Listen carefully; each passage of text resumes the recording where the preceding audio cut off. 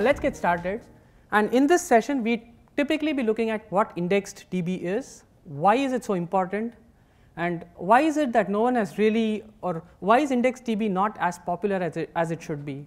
I mean, all the smart web applications that we write, we have all kinds of technologies like say WebSockets or CSS 3D transforms. In fact, Google Chrome even has Adobe Photoshop kind of filters using CSS. But something as basic as a database in the browser is kind of missing. And IndexedDB is pretty much a simple database in your browser. So the blueprint for this session, I'm going to be basically covering why the what does it mean to really store data in the browser? Why would you want to do it? We'll quickly look at what IndexedDB is, what are the basic concepts that you would need to before you can start writing code. We'll look at some code after that. We'll be looking at different IndexedDB implementations in browsers like Chrome, Canary, etc. Some more code. We'll also look at cross-browser support and can you really use it today? And yeah, even more code. So are you guys okay with having code in the session? Yes. Oh, nice. Yes. Good. So let me start with a very simple problem definition. When people wanted to build IndexedDB or when people wanted to store data in the browser, it was a very abstract problem. They just said, I need a mechanism to store data in the browser. And it's like saying, I need a mode of transport. It's as abstract as that. And that's the problem definition. And the first things that people could think of was cookies. But then you can compare cookies to this kind of a mode of transport. I mean, we all know it's archaic, it's kind of ancient. But that's pretty much what we had like a couple of years ago. And then comes the smart engineer. He looks at the whole cookie ecosystem, says that it can be made better, and he transforms it into something better. Well, yeah, I mean, that's all engineers could do. And they laughed at it for some time, and then they got frustrated, really, really frustrated. And this is the story that was like 3 years ago, not very long. And after cookies, something really interesting happened. HTML5. Yep, engineers were dancing. Well, it was more of a media buzzword. HTML5 itself was not an event to happen, but yep, that happened. And the first thing that came out during the process of change, or during the times when people were considering browsers as a real model to deploy applications, local storage was one of it. Local storage was very well used. In fact, it was overused. And yeah, that's like a very simplistic, overused mode of transport.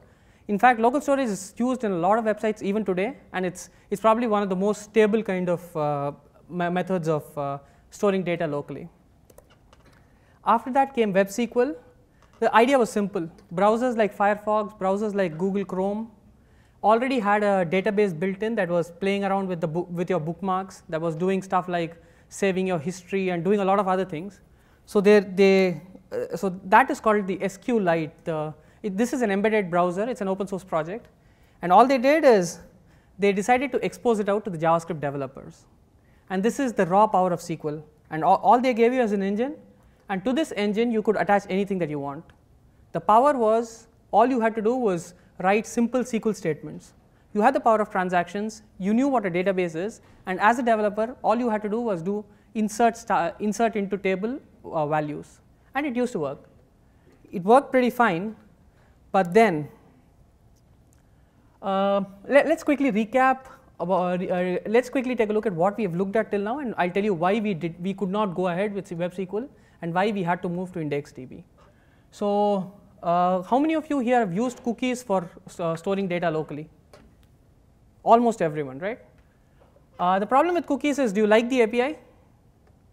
No. The question is there an API? No, it's just document.cookies, and then after that, it's the good old world of string and substring and string parsing and stuff. Cookies didn't work as well. There are problems with local storage. One of the biggest and the most hated thing about local storage is that the API is asynchronous. Local storage has two forms to it: local storage and session storage, which is basically like which basically determines the lifetime of the data that's stored in your browser.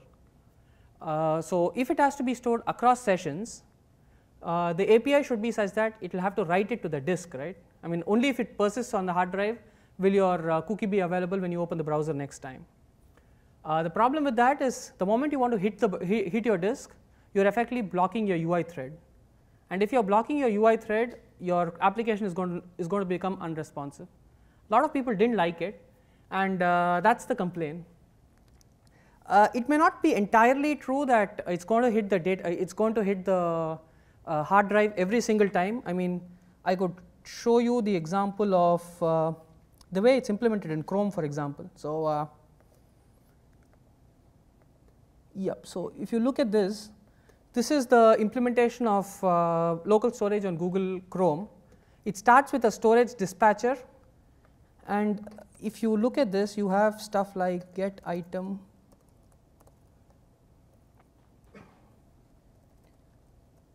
Yeah, so these are your familiar local storage methods, right? I mean, on local storage, you do stuff like get item, set item, remove item, etc. So these are the ones that do your job. So let's look at how it's actually implemented. So this is the starting point where the browser hooks in. It sort of creates an inter-process communication, hits these APIs, and then let's look at the actual implementation. And it's in this file called DOM storage area.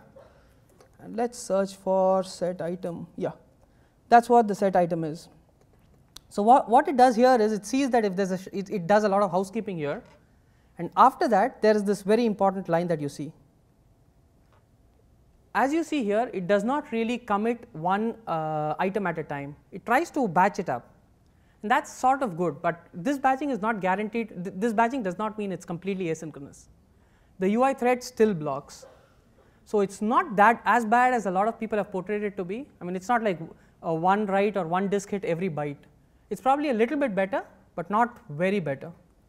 So yep, that's the problem with local storage. And let's look at how Web SQL was implemented. If I can get into, okay, looks like I do not have the source code for it.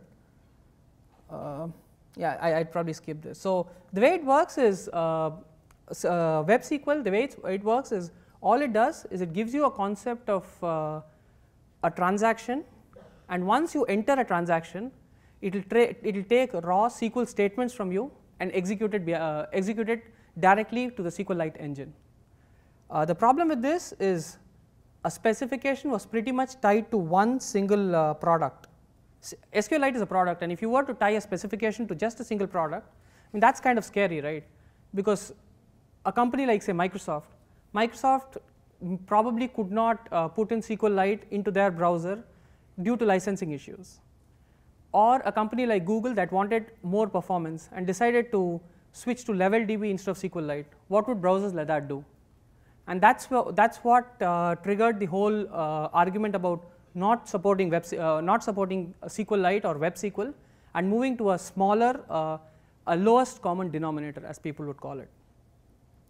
So in fact, the funny part here is Web SQL is implemented in Safari, it's implemented in Opera and Google Chrome. Mozilla was not very sure if it wanted to implement it, though the SQLite engine was in Firefox, and Microsoft didn't want to implement it, and that is what gave rise to the IndexedDB. In fact, even the designers of the Web SQL specification realized that it's not going to work, and this is the kind of a website that you see when you hit the specification page. I mean, you have like this really black with yellow lines kind of a warning, and I'm not sure why anyone would want to continue using Web SQL after they've gone to the specification. Quick question, how many of you here use Web SQL already? 3, 4 people, yep. I think the biggest benefit that Web SQL had is it was first to give users a feel of what storage on the browser looks like, and it's actually pretty well implemented in a lot of browsers. So that is that, and then comes IndexedDB. So taking back to the same concept of mode of transport, IndexedDB is probably a heavy duty truck, but what the IndexedDB authors, specification authors wanted it to be was more of this, a truck that transforms to a robot. I mean, I'm probably setting the expectations for IndexedDB too high, and it's probably not as powerful as this, but let's look. I promise this is the last slide before we write some real code, so bear with me. this slide tells you what exactly IndexedDB is. So first, as I told you, IndexedDB is a database in your browser. It has synchronous and asynchronous APIs. So IndexedDB has callbacks all the way to the time when you start a transaction to all the way to like when you read or write stuff or iterate over elements. It is transactional. I mean, that's expected of a database. The only problem is that it does not support SQL. You have operations like get, put, read, update and stuff, but there is no SQL, and it is not relational, which basically means you can't have stuff like foreign keys. You can't have one table dependent on the other, and in fact, there is no concept of tables. And the security of IndexedDB, I mean, who can write data to IndexedDB, who can read from IndexedDB? The specification didn't want to change anything here. All they did was the same security policy as cookies, same domain, people from the same domain can write to it, people from the same domain can read from it. The location of the DB is also in your local in your user profile. So anyone who knows the password to your local machine's user can access IndexedDB. They didn't want to invent anything here, and this is pretty much the standard in the browsers. So this is how IndexedDB looks like. What is this? It's a browser. Okay, it's a representation of the browser. Inside a browser, we have a single database, and inside this database, we have a concept called an object store. This is very similar to a table inside a database. So you can relate an object store to something that looks like a table. Every record in that is a key and a value. There are not multiple columns, but just two. Key is a column, value is another. I shouldn't really call them columns as such, but they're just key value pairs in an object store, just like what you would see on, say, Couch or Mongo, etc. On values, you can have indexes. So value is basically a JSON object.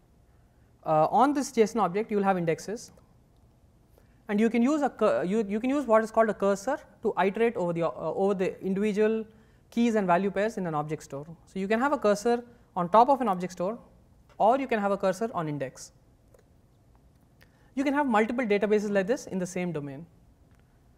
So, yep, I know what you're thinking.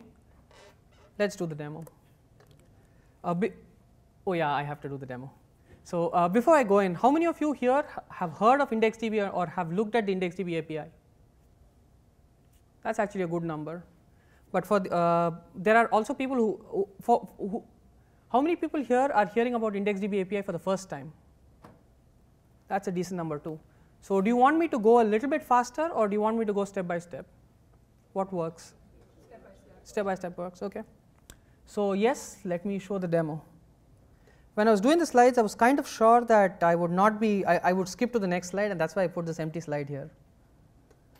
So this is a simple tool that I wrote up that lets you look at what IndexedDB is, how do you start using IndexedDB. So the thing at the top is basically the code. Are you guys able to read the code? Yeah. It's good, right? Okay. So this is how you start using IndexedDB. The problem with, and another question, when I select the text, are you able to still read it? Yes. Okay. So the problem with IndexedDB, or problem with any vendor specific technology, is you'll have to have this elaborate way to assign window.indexedb to all of this. In fact, it's been unprefixed in Firefox. I've heard that IE will also be unprefixing it in the final release of IE 10. Chrome should be following it very soon. So this is how you would set up the IndexedDB object. And the problem with IndexedDB is it's not a single object. There are a couple of other things that are exposed out. Say there's a concept called a key range, and what a key range does is when you iterate over object, it restricts the range of the iteration, and that's pretty much it. And then transaction is self-explanatory. When it says window.idb, IDB basically stands for IndexedDB. So this is the prerequisites. Let me just run it. Let me clear the console. This is where you see the output. And opening a database is very simple. So window.indexedb is the main basic starting object, and on it you have this method called the open method, and the argument to that is going to be your database name. So the database name here is bookshop1, and I am going to open it. The only difference, or the only recurring pattern that you would see, is The result of this is what IndexedDB calls an IDB request. The concept of request is you will always get a request, and to this request you would attach events like on success, on error, on blocking, etc. So for IndexedDB, this is what you do. So I am going to try opening the IndexedDB database called bookshop1. If I am successful, the database object is available as a result of this request object. There is a version that is available. So just ignore this thing, this variable called DAO, because DAO is data access object, and I am just using it so that I can have a global reference to, or this is like my global variable, because I am going to have multiple examples. So db.version would be the version, and then once I have this, there are other things that I can do with it. I will quickly explain them. But if you look at it, so that on success was one. The second method that I'm attaching to is called on upgrade needed. On upgrade needed basically is a very simple mechanism for you to catch the fact that you are upgrading your database versions. So if you have opened it, so by default the database version opens at version 1. If a database doesn't exist, it gets created at version 1. If you do not specify anything, it opens it at the latest version. However, if you really do specify a version and the version is greater than the version of the database, it will fire the on upgrade event.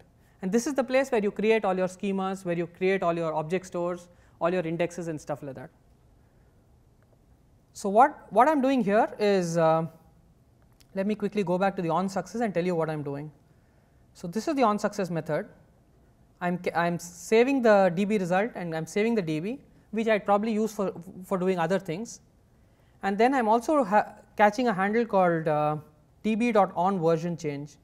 I'm just notifying to myself that there has been a version change, so put it up here. So the way it could be is that there are two tabs open and one of them tries to upgrade the version while the other one doesn't.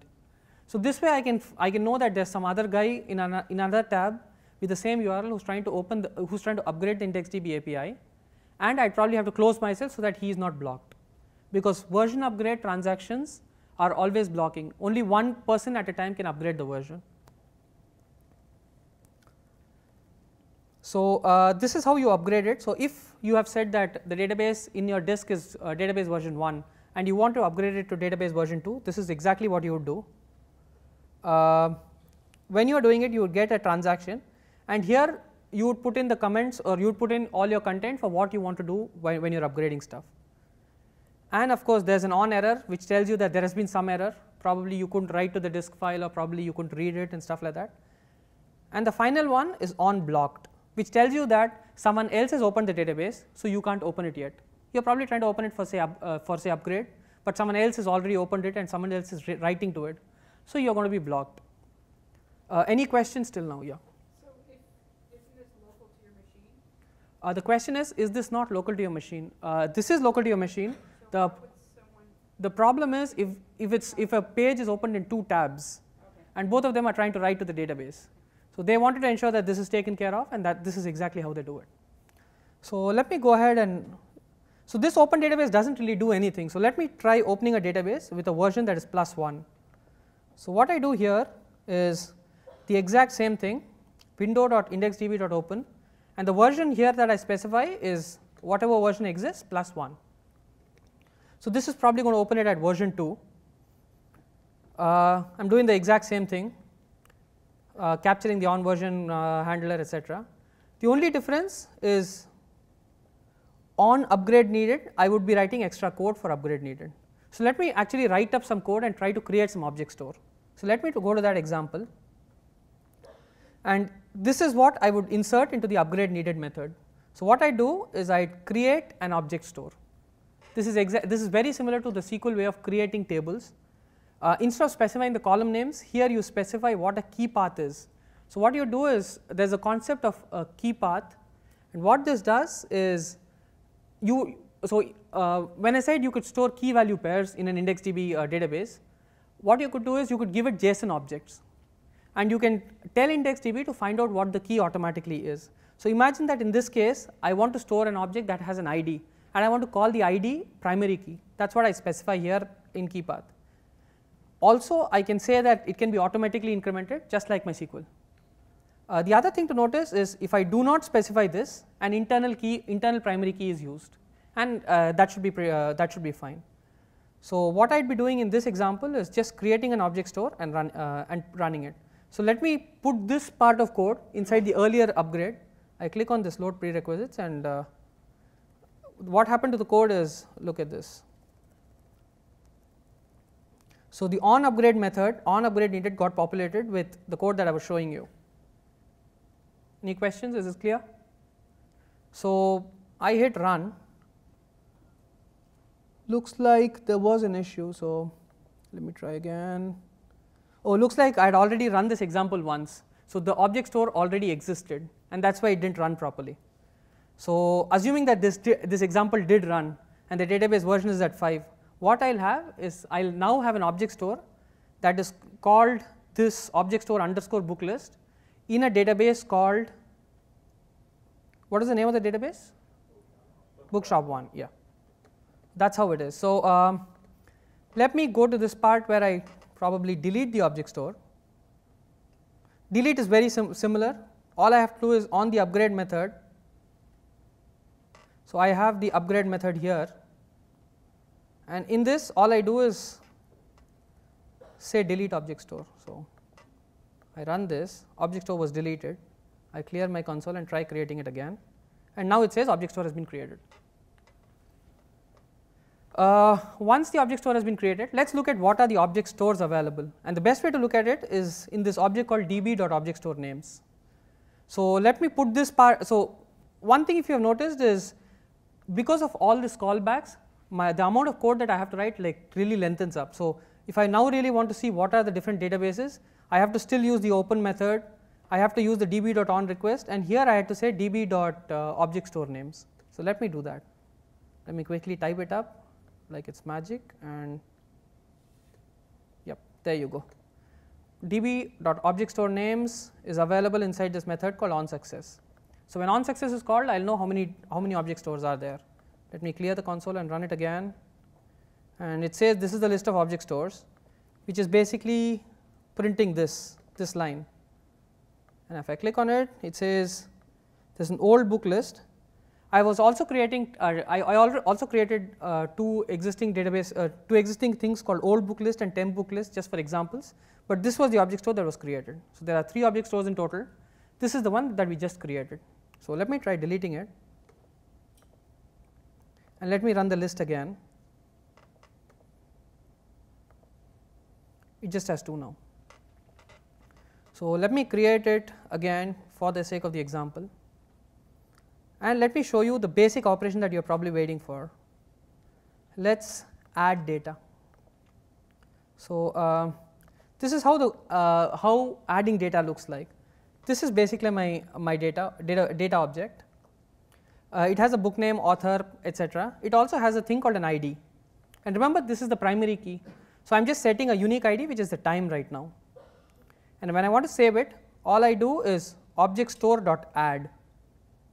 And how do I get an object store? I get an object store when I open it. So in my success method of the database open, I do transaction.objectStore. This basically opens an object store for me. I have not spoken about transactions yet. I will get into it in the next example. Quick question. Am I going too slow, or is it fine? Or is it do you need me to speed up? Okay, give me a minute.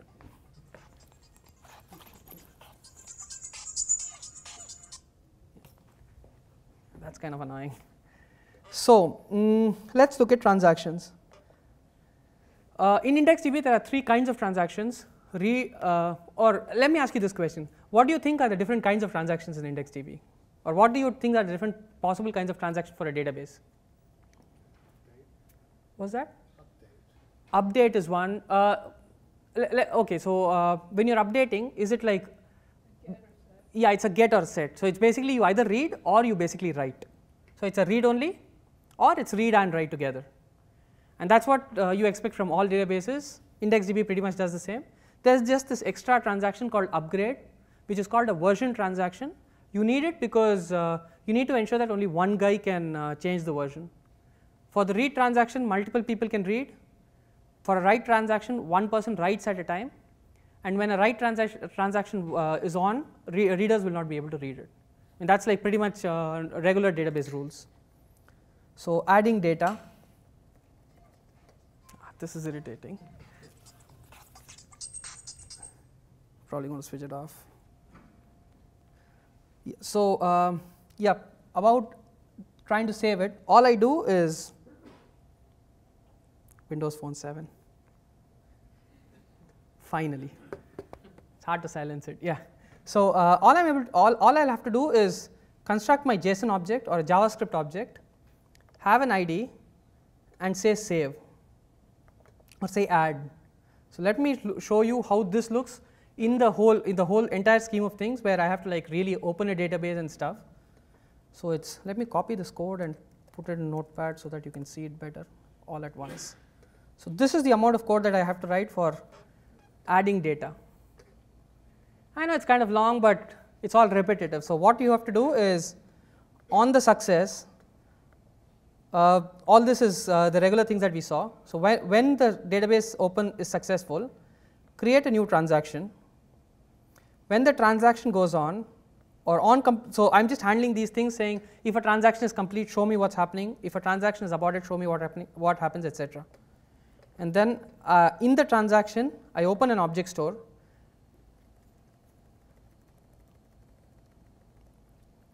And then I finally add data like this. So what are the steps? First step is open the database, open a transaction, open an object store, and then write data. These are pretty much 4 steps for adding data to IndexedDB. So load prerequisites, run, and transaction, and the database is saved. Getting is pretty much similar. I'm going to quickly run through this. All you have to do is get, and you need the object ID that you want to get. So run, looks like object ID was not found. It's probably some error in the example. So okay, looks like there was some issue with the example, but yeah, get effectively is you get it by an object ID. Modify basically means do not add data, but update if it exists. Delete, I'm sure, is self-explanatory. Count gives you a count of all the objects. This is actually a kind of disputed method because it was not implemented in Chrome earlier.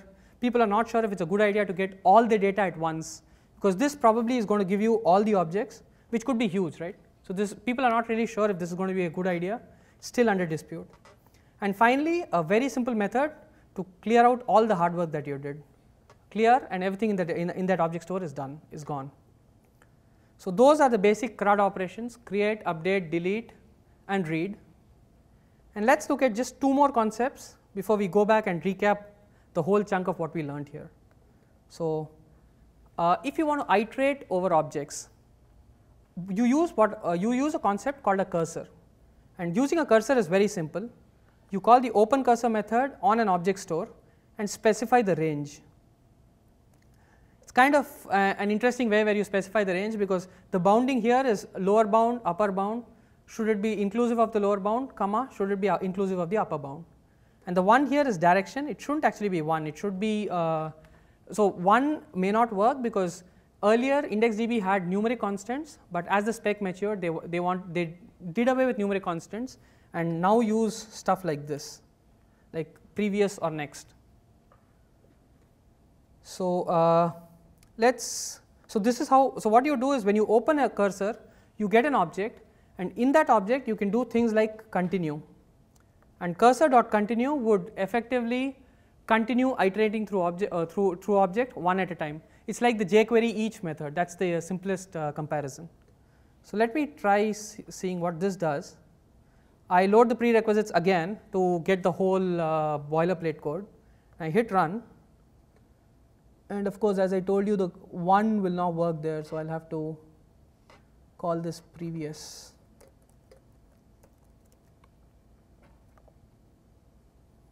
That's weird.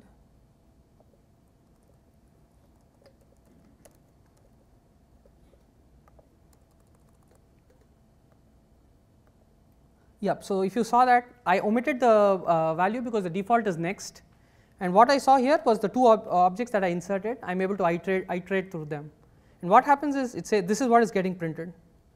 it says if the value of cursor exists, then print it and then cursor.continue. And if it doesn't exist, just break out of the loop. It's not really a loop, but a callback, recursive callback function, but that's what a cursor does. And using a cursor, you can limit it to say just pick up numbers between digit x and digit y, or pick up all names between characters A to character Z, etc. So that's pretty much what cursor is. And while you're iterating, you can do other interesting things, like you can delete.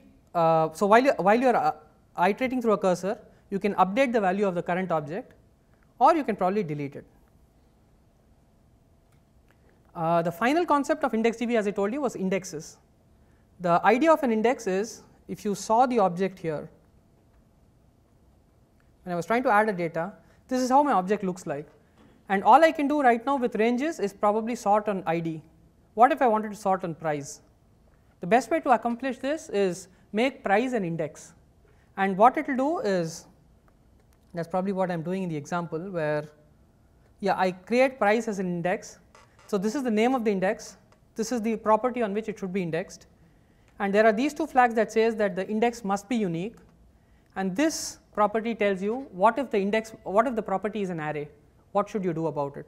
So by default, multi-entry is true. I don't want to go into the details of multi-entry right now, but if you think you're going to use a database that's going to be indexed on an array, we can chat about it after the session. So let me try creating an index. I run all the prerequisites, which means all of this is in the upgrade method. That's where I have to create an index, and I hit run, and it should be created. So let me list all the indexes. Listing again is like very similar to listing database names. Instead of saying object store names, I say index names, and I load prerequisites so that it's inserted into the on success. This is the on success, and it's kind of inserted after transactions, after the object store here, and I hit run. And there's one index on the object store. It's called price index. Opening an index is very, very similar to opening a cursor. All you do is object store.index. This opens the index, and once you open the index, you can open a cursor on top of it and continue iterating. So the concepts are very similar, and that's pretty much what IndexedDB is. That's the end of the code session. So quick recap. I know this is like a lot of data, and we have spent like half an hour just on code. So I thought a quick recap helps. So is everyone okay with this? Create database is fine. We did this, right? We also created a transaction. There are three types of transaction: read, write, read, and version transaction. We can add objects to object store. I showed you a very simple example. We can read objects from an object store. We can iterate over them using cursors. There were questions about, can you offset? Yes, you can offset. There's also a question about how many objects can you get back? Yes, there is a way to get the count. Can you do indexes? Yes, you can. And do you guys want to see how it's actually done under the covers? Do you want to see the browser implementations? How many yeses? How many no's? Okay, so let's look at what exactly happens under the covers. So Firefox uses SQLite to perform IndexedDB, which is kind of funny because Chrome uses SQLite to perform WebSQL, and SQLite is supposed to do that, but Firefox uses it for IndexedDB. And Chrome now uses this faster database called LevelDB. I mean, if you were to run SQLite and LevelDB on, say, something like a node server, LevelDB does perform a lot faster than SQLite. Let's look at the implementation of, say, Firefox. So the first question that everyone asks is, where is all my data stored? The data is all stored at this location. It's in your profiles folder. If you go into your actual profile, there's this folder called IndexedDB. Just get into that, and every domain will have a folder, and all the databases that you use will be used here. The naming is a little bit different because there's a lot of encoding happening, and let's get into the Firefox code to see why that encoding happens. But the first question is, can we read this? I mean, this is a SQLite file, right? It's a simple SQLite file. So let me fire up a SQLite editor or a SQLite manager. The SQLite manager opens up. I have to open my database file, which is located at this location. That's the file. So I've loaded up my database into a database editor, and this is how it looks like. SQLite still follows the world of tables, and if you look at the tables, there is a table called database, and inside this is kind of a housekeeping table which tells you which lists the different object stores inside IndexedDB. So we have one database called bookshop, and inside this bookshop we have like different object stores. We had this object store called bookstore underscore booklist. Also, all of the object data is stored here, and it's kind of encoded. So the data itself is a blob. It's not stored as a string. It's actually converted to a blob using an algorithm called structured cloning algorithm that ensures that it can only store things like JavaScript literals and not stuff like DOM nodes. I mean, in a JSON object, you can actually have DOM node references. You can have function references, right? But those cannot be serialized. So structured cloning algorithm is kind of a serializer, and that's how it's stored. And then you have keys. I'm actually surprised no one asked what are the different types of keys that you can store. I mean, JavaScript is not an untyped language. It's still loosely typed, which means you have a number type, you have a number or a long type, you have a string type, you have an array, you have an object, right? So what are the permissible values of keys? Funny part, all of these are permissible, and IndexedDB specification actually tells you that when you are comparing a number key versus a string key, a number key should probably come first.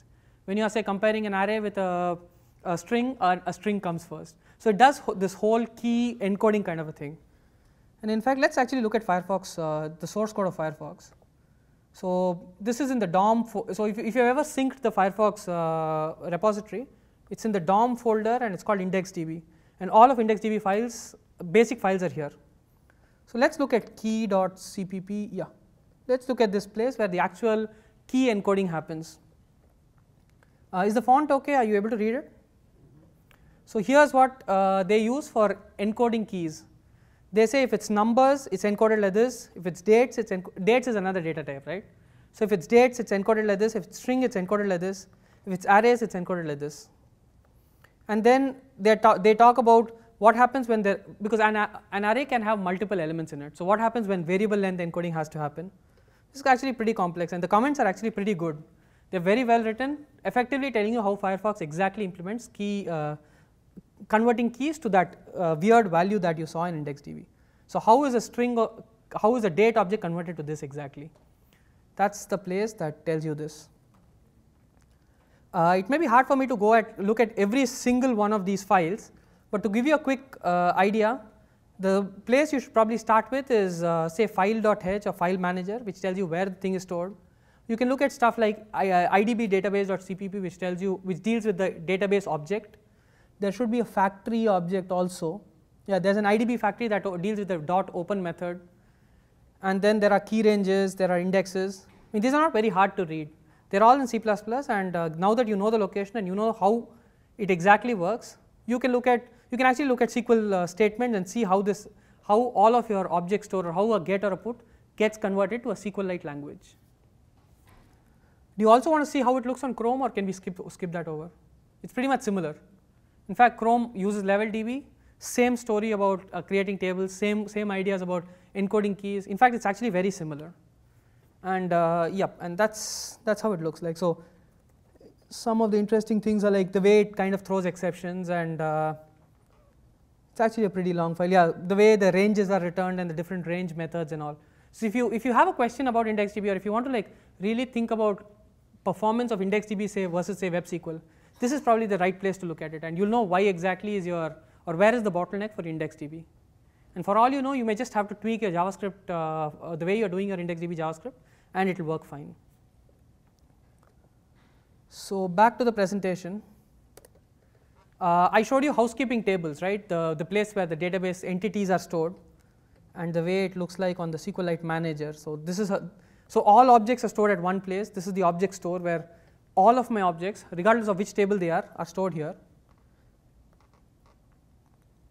And then there are indexes, and then this unique index data tells me if there's a unique index. Remember, I had this thing called price index with the price that's stored here. And it also has triggers. SQLite allows triggers, and it has some triggers like what happens when an object store has to be deleted. So it says after an object store is deleted, remove the file and change it. You know why we have to do this?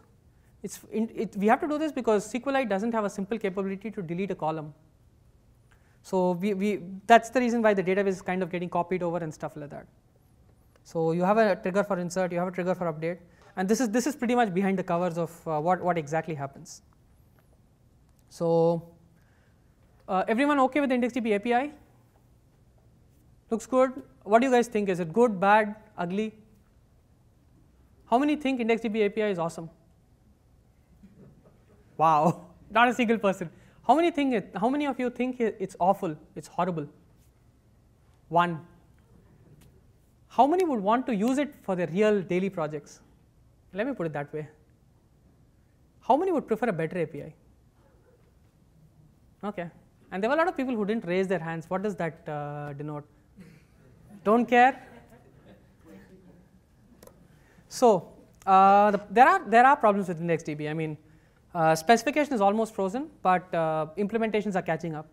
One of the most recent changes was Google Chrome. So there was no on upgrade needed method. Before that, you had to do manually set the version, and that changed to on upgrade needed. Google Chrome Canary just caught up with it, using the constant read underscore only versus the string constant read only. Remember that cursor example where I showed you where I had to manually say prev instead of 1. These are some of the quirks that we still have. How many of you agree to this? A lot of people. Yep, it's too much code for an add operation. I mean, I still have my notepad open, so there you go. This is like almost 100 lines of code with empty lines for a simple put operation. That's kind of painful. Biggest problem, no support for queries. How do you search? More importantly, how do you sort through items? What about collations? What about different languages? The specification, interestingly, has not specified that very well. And basic question, what about full text search? The funny part is all these questions have also been raised at the committee, and the IndexedDB specification committee apparently says that let's get a specific spec 1 version 1 out, and we can add all these later, because it's very hard to get companies like Microsoft, Mozilla, Google, Apple to agree on a simple specification. So let's get the basics out. We can always look at version 2 later. So I know what you're thinking. It's like the Millennium Falcon. It's a piece of junk, but remember, this saved the day. I mean, it did. So yes, this is what you're saying, aren't you? There is a way out. So IndexedDB is like this. It's like a small, tiny sentry. It's a sentry gun. I mean, sorry to go back to the gaming world, but it's like a small machine gun. And IndexedDB libraries can make the gun something like this, or even better like this. So let's look at the libraries. How many of you here love CouchDB? One.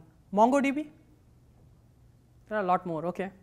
How about making IndexedDB APIs like Couch or like Mongo? Would that be good? Would you like it?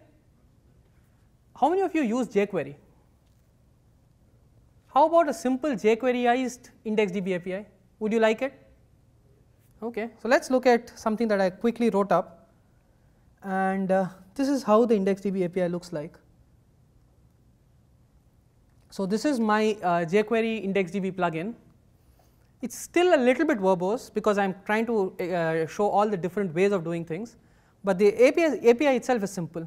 All you do is you say $.indexedb.database name.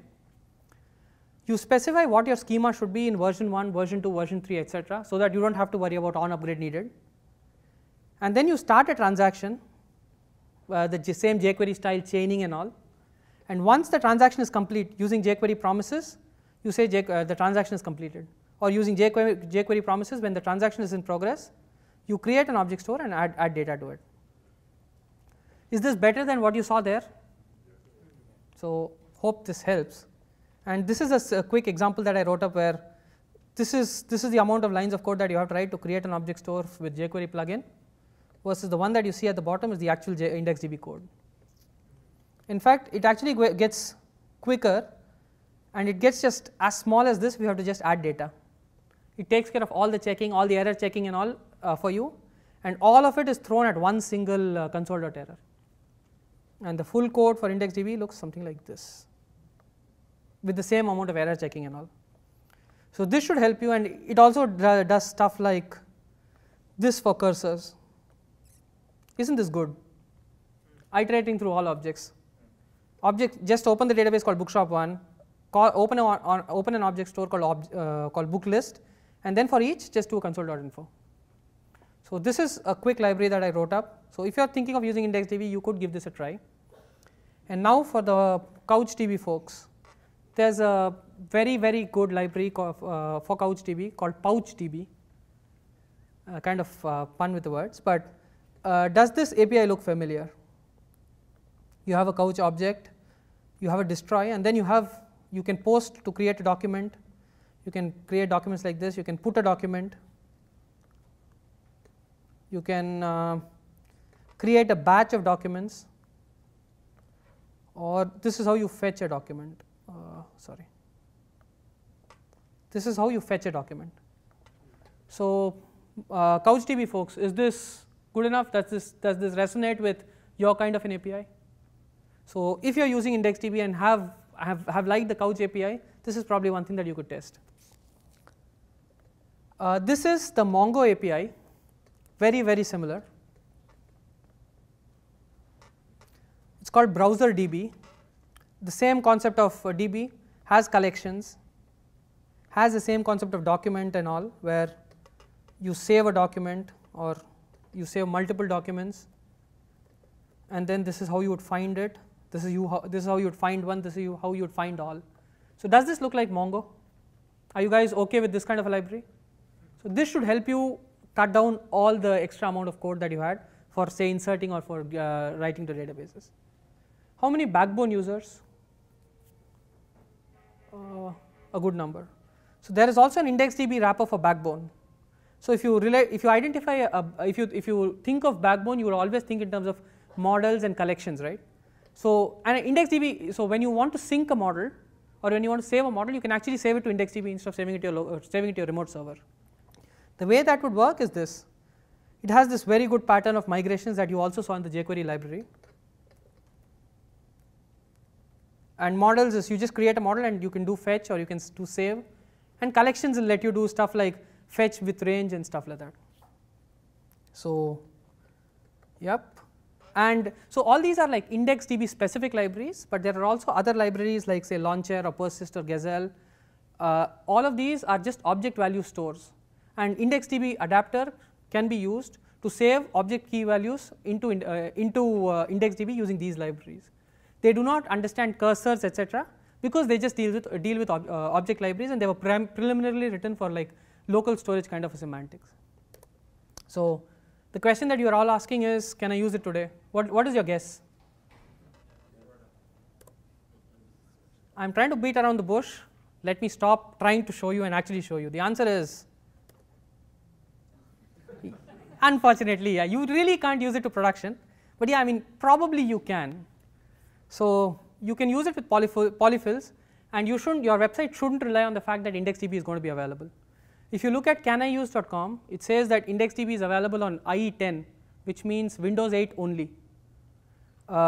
It's available on Firefox latest version. It is available on Chrome latest version with some quirks, and that's pretty much it. No Opera, no Safari. So the answer is no. But then I was not very happy with this. And I came up with a very simple IndexedDB polyfill that uses Web SQL. So what it does is, I mean, I looked at the Firefox implementation. Those guys use SQLite. SQLite is exposed to the world, so why not effectively reuse that? So I came up with this polyfill where you can still use IndexedDB in Safari and Opera using SQLite. So this is the shim, and it actually works on mobile devices also.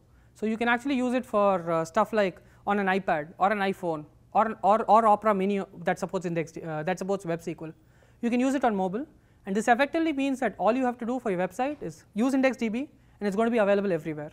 If you use Web SQL, Firefox and IE are still not going to support it.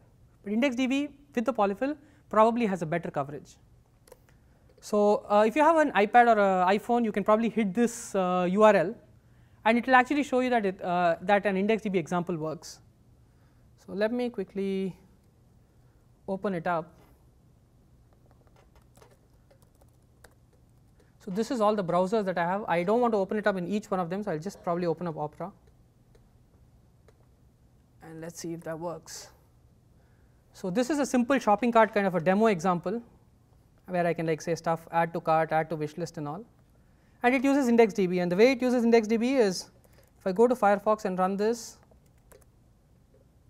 this will run just exactly. However, here it uses web database, which is web SQL, and look at all of this. You actually see the data being stored here. So it is using it in the IndexedDB API, but the polyfill is converting IndexedDB to SQLite or web SQL and making it run. Back to the presentation. There are some things that we'll have to think about the IndexedDB specification. We are not sure if there's a question. Could you maybe do web SQL that converts to IndexedDB, because web SQL is right, yeah? The only problem with that is web SQL has SQL semantics, which means it's also relational. And web SQL is powerful, IndexedDB is not, and IndexedDB is like the lowest common denominator. In fact, I've been playing around with it. So there is this library called SQL.js, which is SQLite's implementation in JavaScript using I forgot what it was. It's basically SQLite's implementation, which is SQLite code in C and C++ converted to JavaScript. I tried playing around with the query processor, but it's kind of hard. I mean, I'm actually working on it. Let's see if something comes out of it. So what is the impact of ECMAScript next? Or because IndexedDB is so heavily reliant on JavaScript, what would it mean for IndexedDB? Would we have IndexedDB modules? Not sure. Will all the request and on success and on upgrade go away and promises come in? We are not sure, because this is actually a good thing to have, because JavaScript is probably going to have promises, and the IndexedDB API may change. The next version of JavaScript probably will also have iterators, generators, and the support for yield keyword, which means we don't have to have cursors at all, right? So we can do this today. We can save it to binary blobs, and we could also, and the next version of JavaScript is also going to have, people have been talking about destructuring assignments, like say x comma y equals 1 comma 2, where x equals 1 and y will automatically equal 2. So will it mean reading from a database, I can read it like this? These are some of the questions I had. I thought I'll put it up in front of you guys. And will object schema be JavaScript classes if JavaScript is ever going to have classes? I have no clue. So those are the open questions. May the force be with you. And if you, there were like multiple links in this. If you want links, I just compiled one single place where you can look at all the links, and this is the QR code. So.